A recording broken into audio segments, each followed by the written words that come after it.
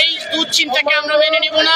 আমরা ভেবেছি 5 আগস্টের পরে এই সরকার জনগণের সরকার হবে, কিন্তু আজকে সরকার 5 আগস্টের পরে যে খেলা দেখাচ্ছে আমরা দেখতেছি এটা বিগত ফ্যাসিস্ট আমলের সরকারের পথে তারা হাঁটতেছে। অতএব আমরা কখনো এই অপচেষ্টাকে মেনে নিব না। আমরা খুরশিদ আলমকে কখনো ইসলামী ব্যাংকের চেয়ারম্যান হতে দিব না। এটা এই দেশের আপামর জনতার ব্যাংক, এই দেশের অর্থনীতিকে চাঙ্গা রেখে একমাত্র ইসলামী ব্যাংক সারা বিশ্বে 10টি ব্যাংকের লিস্ট হয়েছে, একমাত্র বাংলাদেশে ইসলামী ব্যাংক হয়েছে আমেরিকার লিস্টের পক্ষ একটি মাত্র ব্যাংক, সেটি হলো ইসলামী ব্যাংক। সরকারের অর্থনীতি চাঙ্গা মানে দেশ চাঙ্গা।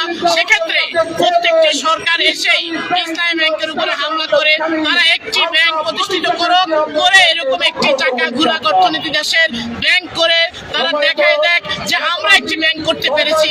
আমরা দেখেছি ইসলামী ব্যাংকের সৎভাবে তারা বলে জামাত ইসলামের ব্যাংক, আপনি এরকম একটি ব্যাংক করে দেখিয়ে দেন সৎ অফিসার, সৎ যোগ্য, সৎ কারিগর আপনি এরকম গড়ে ওঠান। এরকম দেশকে অর্থনৈতিকভাবে চাঙ্গা করার জন্য আপনারা সচেষ্টভাবে এগিয়ে যান, আমরা দেখবো। সেটা তো পারে না, কিন্তু এই ইসলামী ব্যাংক এই দেশকে অর্থনৈতিকভাবে চাঙ্গা রেখেছে, সেই ব্যাংকে তারা লুটেরাজ করে নিয়ে যাওয়ার জন্য অপচেষ্টা চালাচ্ছে।